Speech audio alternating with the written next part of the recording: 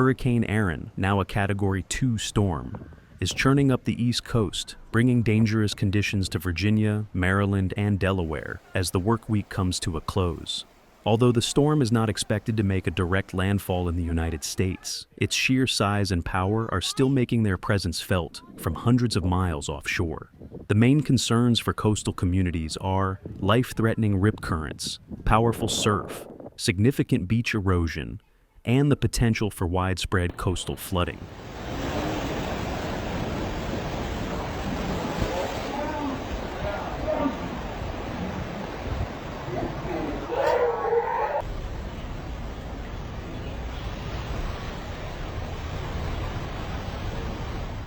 In Ocean City, Maryland, the impacts are already being felt.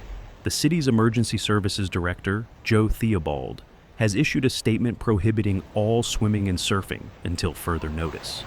This is a crucial safety measure due to the strong waves and extremely dangerous rip currents that have been building. Ocean City Mayor Richard Meehan described the ocean's appearance as angry and noted that high tides are expected to exacerbate the situation.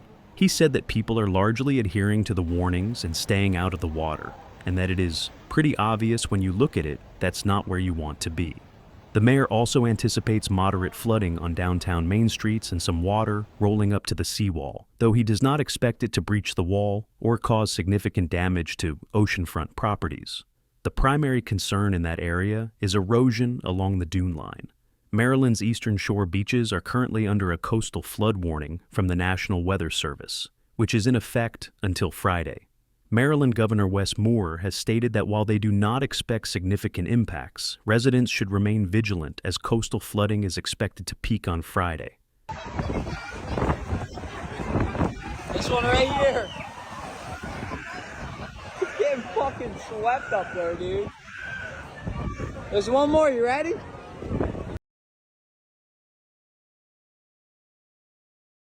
In Virginia, the eastern shore and Virginia beach areas are under a tropical storm warning, with forecasters anticipating winds up to 30 miles per hour and gusts reaching up to 45 miles per hour. Virginia Governor Glenn Youngkin held a press briefing to address the storm, stating, "This is a dangerous storm, and because of the size of the storm, even though it is offshore, we will see rain bands that will bring heavy rain." He urged residents to be prepared with a plan and to avoid driving through any standing or heavy water, reinforcing the critical message to turn around, do not drown. He added, "Your car is not a submarine. State and local emergency teams are on standby and ready to respond to any flooding or other storm-related impacts." Further north, the storm's effects are being felt in New Jersey and New York. New Jersey Governor Phil Murphy declared a state of emergency on Thursday, which took effect at 2 o'clock in the afternoon. He noted that parts of the state could experience sustained winds up to 50 miles per hour, with waves on the Jersey shore reaching as high as 17 feet. Coastal and flash flooding are also a concern, with some flood-prone areas potentially seeing up to 3 feet of water. The governor's message to residents and visitors is to monitor local weather forecasts, stay informed on evacuation protocols, and avoid the ocean, as dangerous riptides are present. Some beaches along the coast saw winds up to 45 miles per hour, toppling lifeguard posts in Seaside Park, while massive waves crashed against a barrier in Wildwood, causing street flooding. Despite the warnings, many people came to the beach to witness the raw power of nature. Come here. I will fuck you up. Oh, fuck me up? I'll throw you over. Here goes.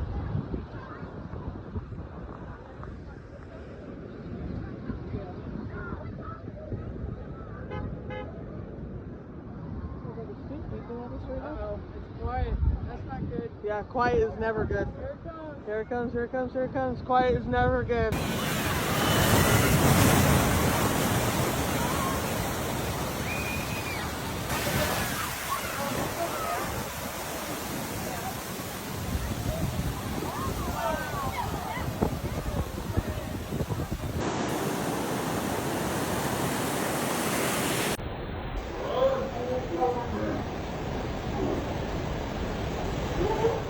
On Long Island, New York officials made a rare joint appearance to provide a unified message about hurricane preparedness, emphasizing the importance of having a plan in place.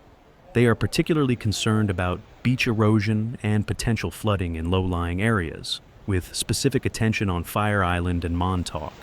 They anticipate waves up to 16 feet in some areas, and water levels 2 to 2.5 feet above normal. New York City beaches and some on Long Island have been closed to swimming due to the treacherous waters. As a precaution, towns like Southampton and Quogue have declared states of emergency, with crews using truckloads of sand to reinforce dunes.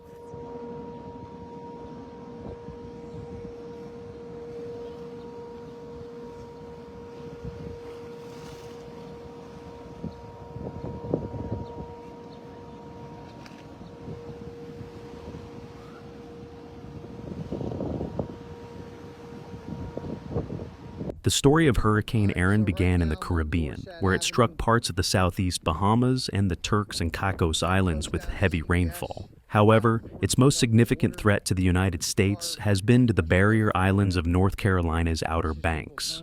Governor Josh Stein declared a state of emergency on Tuesday. Officials on a few of the islands issued evacuation orders, and by Wednesday evening, Highway 12 on Hatteras Island was closed as the surge increased and waves rose, cutting off Ocracoke Island's connection to its ferry terminal. The storm has also brought dangerous waves and rip currents to the state, with a sustained wind of 45 miles per hour and a gust of 54 miles per hour measured at Jeanette's Pier in Nags Head. In Rodanthe, officials are watching two houses precariously situated amid high waves, where at least 11 other homes have toppled into the surf over the past 5 years. The National Hurricane Center in Miami has been tracking Erin's path. The storm, which was a dangerous Category 5 with 160 miles per hour sustained winds late last week, had weakened to a Category 2 by Thursday as it moved northward. Despite this, its maximum sustained winds were still around 100 miles per hour, and it could become a major hurricane again, before finally weakening by Friday. The storm's path has been roughly parallel to the east coast, but it has not made direct landfall. However, authorities are warning that water conditions from Bermuda and Florida all the way up to New England remain extremely dangerous. Bermuda itself is bracing for a significant storm surge, with the acting Minister of National Security, Josh Adams, warning that the surge could reach up to 24 feet by Thursday. The National Weather Service reports that about 100 people drown from rip currents each year in the United States, and more than 80% of beach rescues annually involve these powerful currents.